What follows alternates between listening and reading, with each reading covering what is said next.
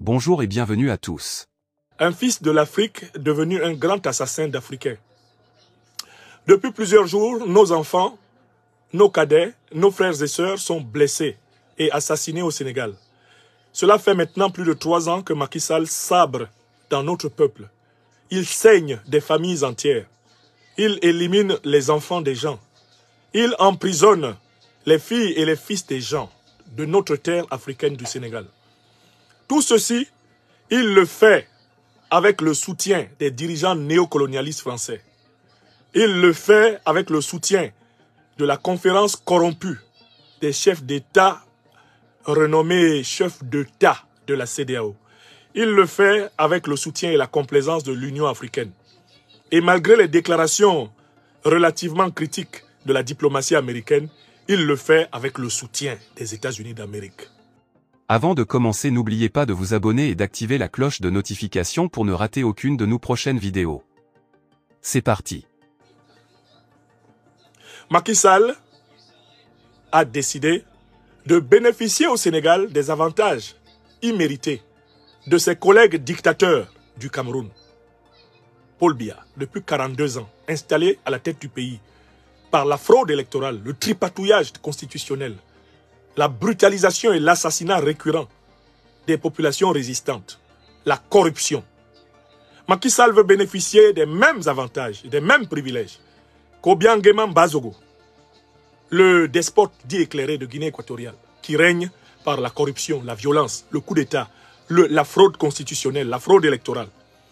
Macky Sall veut instaurer au Sénégal les avantages de la dynastie des Bongo qui se poursuit à travers le neveu des Bongo, Oligui Nguema. Fraude électorale, tripatouillage constitutionnel, pillage des fonds publics, redistribution clientéliste des avoirs communs. Macky Sall veut que le Sénégal soit une photocopie du régime de la monarchie france-africaine du Tchad, imposée par le néocolonialisme français, la monarchie des débits. Macky Sall veut avoir les mêmes droits. Il veut avoir les mêmes droits que la monarchie présidentielle du Togo, la monarchie france-africaine du Togo, infligée par coup d'État, fraude constitutionnelle, fraude électorale, depuis le père Gnassingbé et Adema jusqu'au fils. Fort Gnassingbé.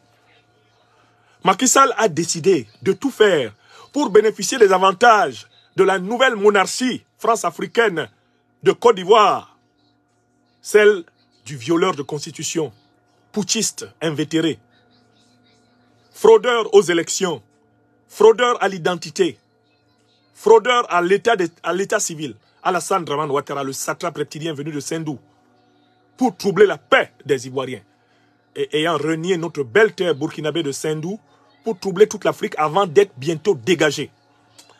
Macky Sall a décidé d'avoir les avantages de tous les dictateurs de la France-Afrique. Le raisonnement de Macky Sall est le suivant. Pourquoi pas moi? Pourquoi Biya est-il président à vie au Cameroun et pas moi, Macky Sall, au Sénégal? Imitons mieux le satrape de Dakar. Pourquoi Paul Biya peut être président au Sénégal, président au Cameroun, depuis 42 ans, et moi, Macky Sall, je n'ai pas le droit d'être président à vie au Sénégal? Pourquoi on a couvert Alassane Ouattara pour faire un 3e mandat anticonstitutionnel et il se prépare d'ailleurs à faire un 4e mandat anticonstitutionnel en Côte d'Ivoire en 2025? Et puis moi, Macky Sall, je n'ai pas le droit à la présidence à vie au Sénégal. Pourquoi les débits, ils se succèdent de père en fils au Tchad? Et moi, Macky Sall, je n'ai pas le droit d'organiser la monarchie de Macky Sall au Sénégal. Mais pourquoi le père Gnassingbé Yadema a laissé le pouvoir au fils Faure Gnassingbé au Togo? C'est une monarchie. Et pourquoi moi, Macky Sall, au Sénégal, je n'ai pas le droit? Pourquoi tous les autres dictateurs de la France-Afrique, Denis Sassou Nguesso, il a le droit déjà de préparer son fils Denis Christel pour succéder à la tête de la monarchie du Congo-Brazzaville? Et puis moi, je n'ai pas le droit, moi Macky Sall, je n'ai pas le droit à une monarchie au Sénégal. C'est quoi cette histoire de vitrine démocratique sénégalaise alternance sénégalaise. Le président Senghor, c'est son problème s'il a démissionné en 1980. Je ne suis pas Senghor. Le président Abdoulaye Wade, le président Abdou Diouf, mais c'est son problème s'il a accepté sa défaite devant Wade. Moi, je ne suis pas Abdou Diouf. Le président Wade, c'est son problème s'il a cru en mes menaces quand j'étais dans l'opposition et que j'ai dit qu'on ne peut pas changer la date de la présidentielle. C'est son problème. Moi, je ne suis pas Abdoulaye Wade. Je n'ai pas peur de quelqu'un. Je suis Macky Sall et je suis celui qui va instaurer la monarchie du Sénégal. On dit que je suis descendant d'une ethnie d'esclaves, mais justement, c'est la révolte des esclaves. Je vais prendre le pouvoir et je ne bouge plus. Je ne bouge plus. Je vais transmettre le pouvoir à un Macky Sall. Le Sénégal va devenir une monarchie macky-sallienne. Pourquoi ce serait l'exception au Sénégal? La France a bien accepté qu'au Cameroun, ce soit Paul Biya, et Paul Biya se prépare à placer son fils Franck Biya. Qu'au Tchad, ce soit Idriss Déby a bien placé finalement son fils Mahamad Koko. Au Gabon, c'était Omar Bongo, ensuite Ali Bongo, ensuite Oligui Nguema Bongo. Et pourquoi ça ne va pas être comme ça ici? Ouattara, il est en train de préparer son petit frère aux photocopies, alias La Fiole. Et pourquoi ça ne sera pas comme ça ici?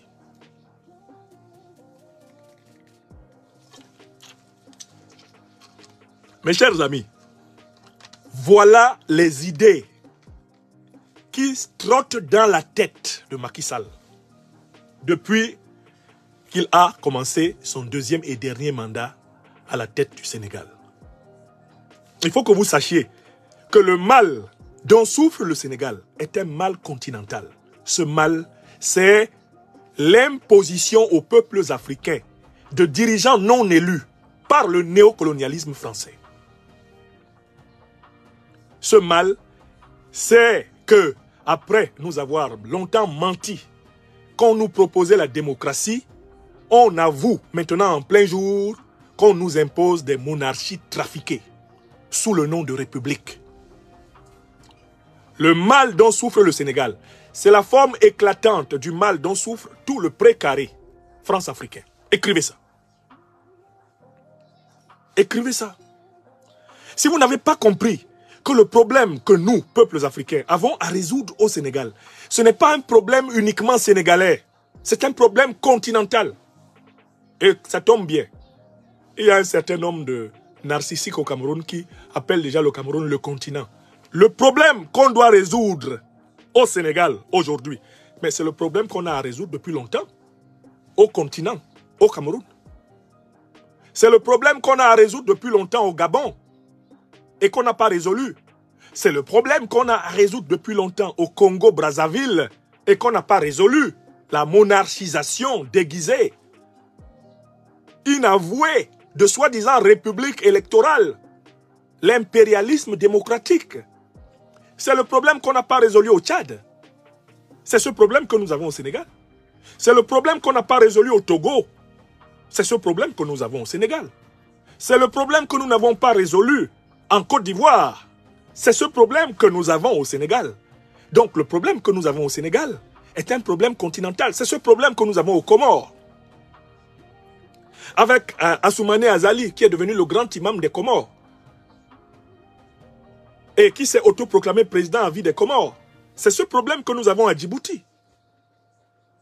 C'est ce problème que nous avons dans tout ce qu'on a appelé le précaré français en Afrique. C'est ce problème que nous avons dans tout ce qu'on a appelé la zone d'influence de la France. C'est qu'on y avait instauré des républiques d'apparence qui étaient en réalité des monarchies déguisées. Et que maintenant le principe monarchique abracadabrantesque de ces républiques apparemment démocratiques, ce principe éclate au grand jour. Donc il faut que vous vous rendiez compte qu'en nous battant contre Macky Sall au Sénégal, nous sommes en réalité aussi en train de nous battre contre la dictature de Paul Biya au Cameroun, contre la dictature des Bongo au Gabon, qui se poursuit par leur neveu Oligui Nguema Bongo. C'est comme ça qu'il faut l'appeler. C'est Oligui Bongo Nguema, Oligui Nguema Bongo. C'est le même régime qui se poursuit sous le parrainage du néocolonialisme français. Oui, en nous battant aux côtés du peuple sénégalais, nous réarmons moralement les autres peuples africains qui sont sous occupation néocoloniale, avec des tyrans imposés par le néocolonialisme français, la corruption, la fraude, la violence, le tripatouillage constitutionnel, la ruse, la division des oppositions. Nous avons un problème continental. C'est un problème continental. Alors, maintenant, focalisons-nous un peu plus sur le Sénégal. Dans cette émission, vous êtes déjà près de 6000 personnes en direct, hein, près de 3000 sur YouTube, près de 2000 sur Facebook. Attention, le taux de partage n'est pas bon. Encore moins le nombre de pouces appuyés sous la vidéo. Ce n'est pas bon. Faites très attention. Nous pouvons être à tout moment attaqués à cause du déséquilibre mécanique des machines. Il faut que le taux de partage de l'émission soit assez proche du taux de participation. Donnez vos commentaires, donnez vos appréciations, participez, mais distribuez. S'il vous plaît. C'est le principal service que vous rendez au message que je délivre en notre nom, d'une certaine façon. Même si vous n'êtes pas forcément d'accord avec tout ce que je dis, je pense que vous tous ici rassemblés voulez que je parle. Sinon, vous ne m'écouteriez pas. Donc, veillez à ce qu'on m'entende et que chacun interprète librement ce que j'ai dit. Mon propos a commencé par démontrer que le problème sénégalais, le coup d'État qui est en cours au Sénégal, c'est le coup d'État qui est en cours dans tous les pays issus du colonialisme français en Afrique. Le problème qui se pose au Sénégal, c'est notre problème en tant qu'Africains issus ou vivant dans les pays qui sont passés par le colonialisme ou la tutelle française. Si c'est clair dans votre tête, vous ne pouvez pas regarder le spectacle inhumain qui se déroule au Sénégal comme un spectacle étranger. Chaque goutte de sang qui touche le sol du Sénégal, c'est notre sang qui coule. Les enfants assassinés à Ziguinchor, à Dakar, les enfants assassinés depuis plusieurs années par Macky Sall, ce sont nos enfants. C'est nous qu'on assassine. Car c'est de la même façon que nous sommes traités au Gabon, au Congo, au Cameroun. C'est comme ça que nous sommes traités au Tchad. C'est comme ça que nous sommes traités en Côte d'Ivoire. C'est comme ça que nous sommes traités au Togo. C'est comme ça que nous avons été traités au Niger. C'est comme ça que nous sommes traités au Sénégal, aux Comores, à Djibouti. C'est comme cela que nous sommes traités. Et c'est un défi qui est lancé donc à notre intelligence collective. Combien sommes-nous? Nous sommes des centaines de millions d'êtres humains. Et qui nous maltraite?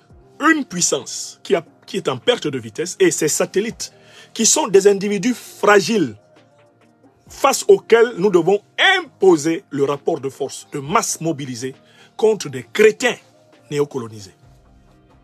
C'est ce problème qui nous est posé. Ousmane Sonko est en prison au Sénégal pour chaque Africain d'Afrique dite francophone.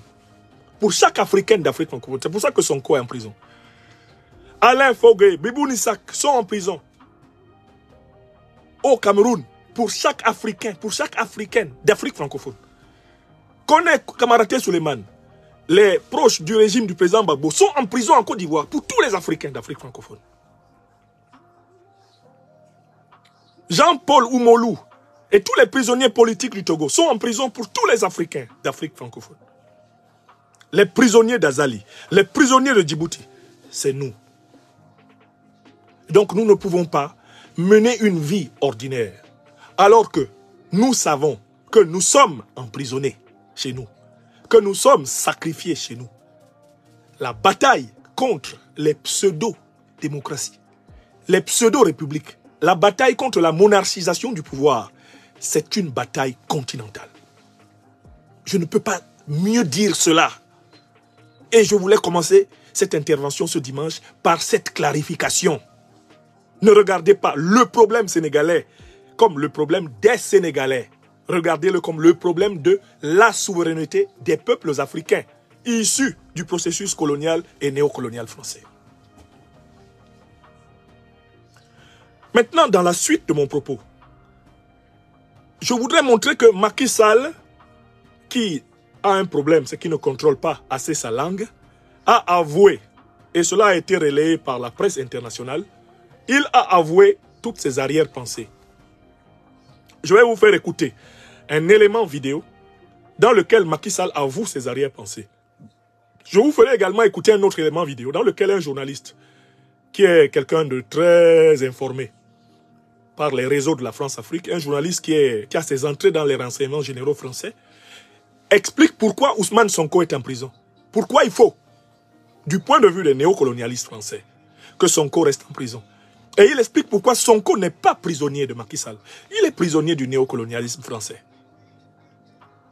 Je donnerai la parole à ces deux-là. Et puis, nous allons donc ensuite en extraire la compréhension totale du problème qui se pose au Sénégal. Et nous allons faire face à deux cas, à deux solutions, ou plutôt à trois, qui sont ouvertes devant le peuple sénégalais et qui sont ouvertes devant tous les Africains.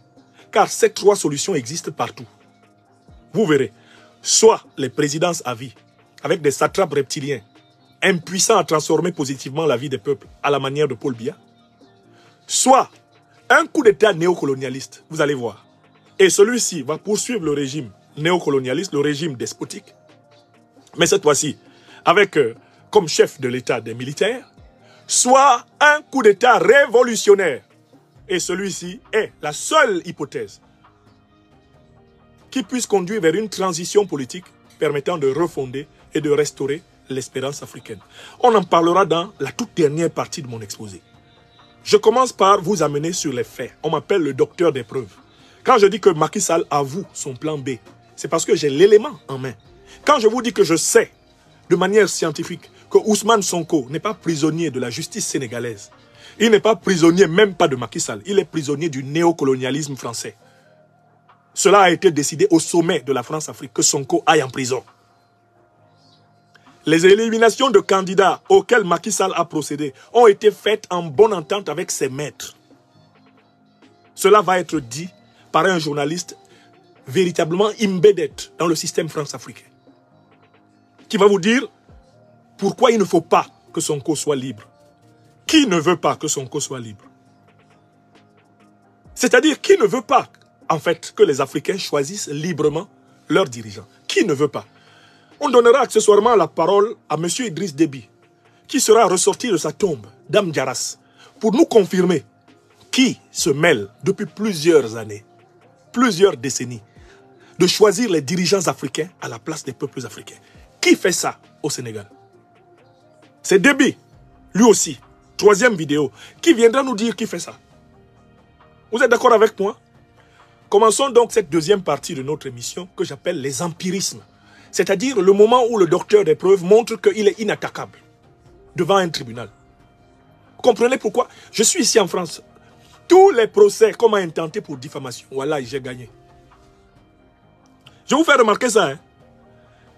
Ici en France, là, on m'a intenté deux procès pour diffamation, j'ai gagné.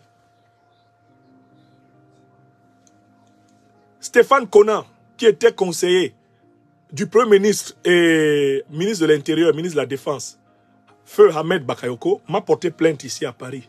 Et je l'ai battu. Parce qu'au niveau des empirismes, je suis imparable.